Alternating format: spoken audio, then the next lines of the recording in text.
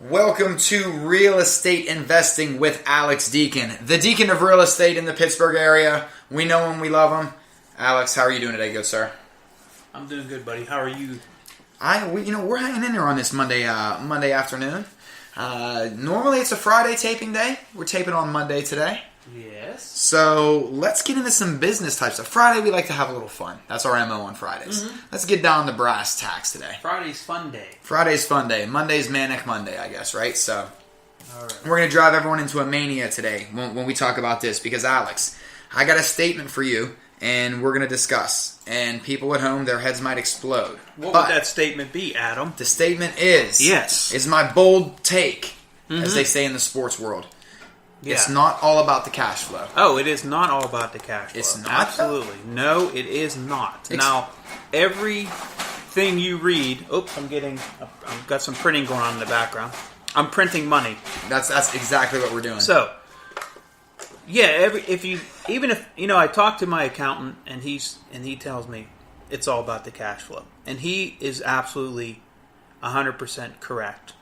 But I'm going to give you some different scenarios here that will tell you otherwise, because when you're starting out, okay, and if you're starting out and you're on a shoestring budget like I was when I started, then yeah, it is all about the cash flow, because if you're not cash flowing, you're not able to take any sort of repair, any sort of tenant issue, anything that can go wrong, puts you in a financial, puts you behind the eight ball. You just don't have the equity or you finances. don't have the wherewithal to support a losing property. Okay, like I got into that situation when I was younger. I bought a bunch of properties and I lost a lot of money per month, and it put me in a situation where I had to sell some properties. I never had to declare bankruptcy, never had to miss a mortgage payment, but I had to sell some good properties to pay for the bad ones. It was kind of weird because I had equity in the good properties, no equity in the bad properties, and I had to sell the good ones in order to continue making payments on the bad ones. It kind of sucked, but it put me behind the eight ball for a number of years. So, in that case, you want a cash flow. You want a cash flow on every property if possible. Of course, right? It's just obvious. Now, where cash flow isn't as important is when if you have a steady stream of income. Let's say you're a person making $200,000 a year at your current job, right? Or even $100,000 or $80,000, whatever it is.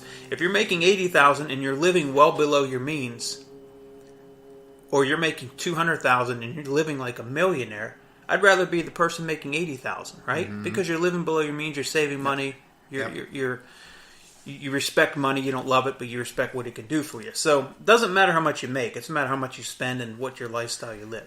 Simplicity can be a good thing sometimes. So what I'm saying is when you own a property and if that property loses money for 6 months, it's not going to hurt you. Because in the long run, that property is going up in value. Mm-hmm. So for example, I have a portfolio of, well over 100 units right now. Some of them are dogs. I mean, some of them are just losers. But I've held on to them for such a long time, and I'm able to do that because all my other properties might make up for the deficit. And in the long run, if you wait long enough, real estate appreciation will dig you out of any hole. Right? It will, historically speaking, it always goes up. Mm-hmm. So I own 3 properties right now, and I use them as examples. One was a duplex I bought. When I first started out, my second purchase was a duplex. I had no idea what I was doing. I got lucky with this one. I walked into this one. I was literally riding my bike one day. I wasn't like 12 or 13. I was like 25, but I was just riding my bike getting some exercise. This for sale sign came up. I called on it. I'm like, oh my gosh, this is right down the street from a 3-unit that I own. So I bought this duplex for $90,000. The owner held a mortgage. So he owned a free and clear, so he held a mortgage. All we had to do was put down 10%. So we put down 10%. The 10% that I put down, I borrowed that. I think I had a line of credit or a credit card or something. So essentially, the owner held 90% of the loan. I borrowed the other 10. I bought it with zero money down.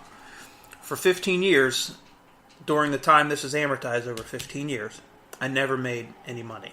It just broke even every month, right? I might even have lost a little money over the 15-year period. But after 15 years, and a little bit of repairs and upgrades I did there, and I added a garage that added value. You know, the garage cost me $8,000. It added $15,000 worth of value. That property today, now 23 years later, because I bought it 23 years ago or 24 years ago, it's paid off. The loan was paid off in 15 years. It cash flows, right? Because I don't have a mortgage. And it's worth close to $200,000. So you see, for 15 years, while I had a mortgage, I didn't make any money. Right. And I invested $0 because I borrowed the 10% down. And this is like what we talk about in the Zero Money Down podcast and stuff like that. But what I'm saying is I made money. I didn't make zero money. I probably lost money for 15 years. I worked for free, right? I did, when I first started out, I did all my repairs. You know, I had to rent the place. I had to show it.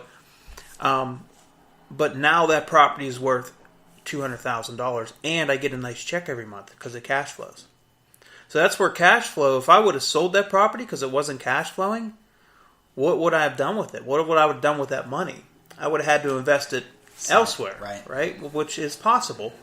But patience and a little bit of luck in this case, and because I bought a good property, just kind of got lucky because I didn't know what I was doing. But I could, I really couldn't afford to lose money on that property. But for some reason, I kept that one. It was just a good one. I was able to keep it. And it way, way paid for itself, right? So that's one example. Another example would be a property that I bought in 2005. So it's 13 or so years ago. 2006, I bought it. It's a 9-unit building. We paid like $250,000. In this building, we had to put down, I think it was 10 or 15%. The owner held some of the mortgage too. Back like before 2008, before the mortgage crash and real estate crash, the owners could hold a mortgage, like a second mortgage. Okay. Banks shy away from that now. Okay. So the owner held a second mortgage. So we put down maybe $35,000. On this property, to this day, I make zero money. In fact, I probably lose maybe $50 to $100 a month. I lose $50 to $100 a month. And now it'll be paid off in 3 years, right? In 3 years, it'll be worth $400,000. Wow. Okay. So I turned a $30,000 to $35,000 investment in 15 years into $400,000. And remember, it's paid off now. It's going to cash flow. So it's going to be a steady income stream. So again, negative cash flow, it paid off, right? Because I was patient and I had to wait. Okay, some people don't have that patience, and some people financially can't wait. Right. I understand that. So it's not for everybody. And then the third one was a property I bought in 2007. It's 2007-ish. I might be a year off here or there. But it's a nice townhome. It was an upscale townhome that we paid like $205,000. It was worth about $240,000. So we really got a good deal on that one. It's not, again, I make no money on this. It breaks even. It'll be paid off in 4 years or so. And in 4 years, we paid $205,000. In 4 years, it's going to be worth $400,000 to $425,000. So you see, I took 3 properties that. Now that one I put 20% down. We put 20% down, which was $45,000 because closing costs and everything. Right. So yeah, I had to tie up $45,000. Right. I don't like to do that now. I don't like to tie up that kind of money and have negative cash flow or even break even. Right. But on a quality property like that, I would do that again. Okay. I would do that again if I had the money to invest, knowing what I know now. Because just remember something: I can invest that $45,000, that down payment.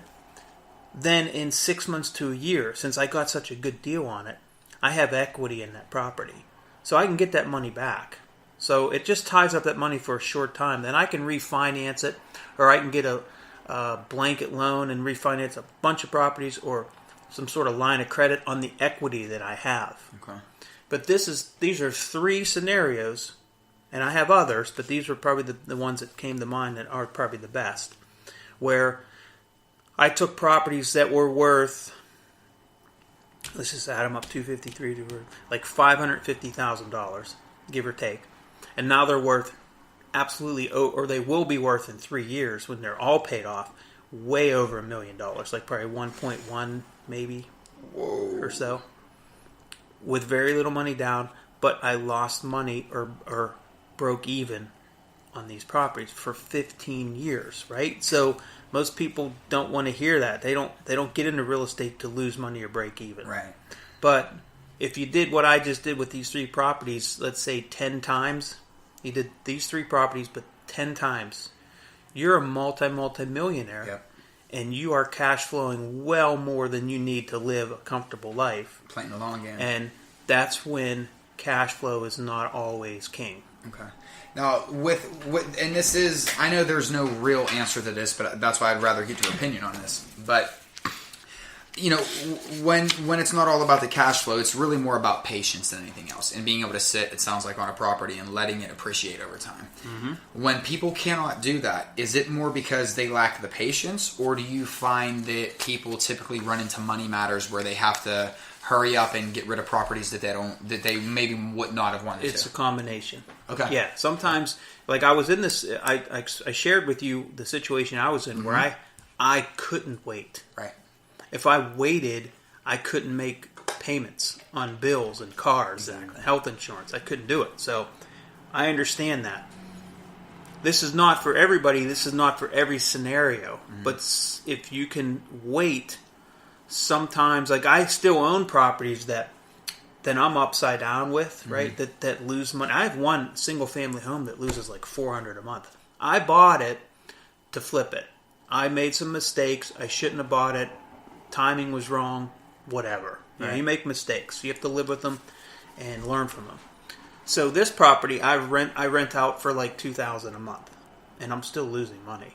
So, but it's a hard one to sell. It's like I could sell it and get lucky, and that's because I didn't do my homework. But I could sell it now and get lucky and make a nice profit. But I have somebody in there. They're paying off the mortgage. I'm losing $400 a month on that one, but I'm making $1,000 on another one, or $200 on this one, or $200 on that one. So I'm just letting that loss ride because that property's doing nothing but going up in value. Okay. I'm writing off the losses on any income. I'm able to write off depreciation and things like that. Right. Okay. So that's the other thing that I didn't talk about on these 3 properties that I bought. I'm writing off a huge amount of income liability on my tax returns with depreciation. So you're able to depreciate this asset over 27 and a half years. So I'm able to write off a nice chunk of money every year that's basically tax deductible that I wouldn't have if I didn't own real estate. Gotcha. Okay. Wow. Interesting. So your question was, is it a combination, or is it just a matter of patience, or it depends. If you have the financial wherewithal and the real estate IQ to understand what I understand, then I can afford to hold on to some properties, knowing that there's going to be value. I have some in my portfolio right now that I'm selling. I want gone because I don't see any upside, at least short term, 5 to 10 years. Right. I don't see it, and I'm like, well, I could take that money I have tied up in there and do something greater with it. It depends for me. Even I still have some in my portfolio that I want to sell now because they're just dogs all the way around. Do you envision it about 5 to 10 years in the future, or do you is that where you base it off of typically, or do you think like, maybe no, 15 to 20? That depends. Okay. That depends. Yeah.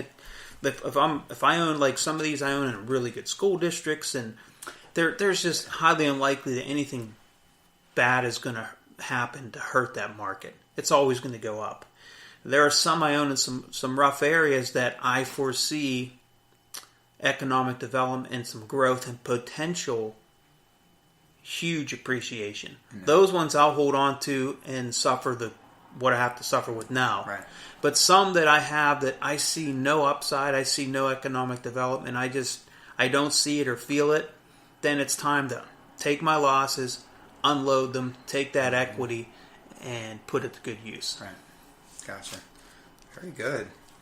Very good. Very informative, my friend. All right, brother. I thought that was a good one, and I don't want to mislead anybody. And of course, cash flow is absolutely something you need to look at, but it's not everything. It's not the end all. There are properties that have some intrinsic value that you don't see, and then there's a lot of things that you don't see, like tax liabilities that can be written off, and you don't see or you don't factor in appreciation, and you don't factor in, okay, my property's appreciating, so it's going up in value, and then every month I'm paying that mortgage and my balance is going down. Gotcha. So your spread is growing too. Gotcha. Okay. So that's where the patience factor comes in, and your real estate IQ, just knowing and understanding it. But if you're a person of, I want instant gratification, then real estate is definitely not for you. Because I get that a lot, husband and wives, and sometimes it's the wife that it wants to be aggressive and invest, and sometimes it's the husband. And a lot of times they're not on the same page. One is the like the polar opposite. Yeah. Maybe one's bipolar too. It could be, but usually could be the polar opposite, and that happens a lot. So if you have like a spouse or significant other or a partner who's opposite, then sometimes you have to maybe nip that in the butt before you even buy something. Right. Because this is not a sprint, it's a marathon. Mm-hmm. This is not instant gratification game, it's long term, but it's a game that I love, and I would never tell anybody not to get into it, but you just have to know yourself and know the game before you get into it. Gotcha. Okay? Gotcha. Alex, all right. You were amazing. I hope that everybody at home appreciated what we dished out today. Remember, cash flow is always king, but sometimes you got to listen to the queen and listen to some patience. That's where, I guess in this scenario, that's the analogy I can use. I know you always appreciate those, Alex. But for Alex, for everyone here at Deacon-Hoover Real Estate Advisors, listen, we thank you for tuning into this broadcast. Make sure you're checking out all of the other broadcasts that we have on Spreaker.com, Apple Music, Apple Podcasts, Google Play Podcasts.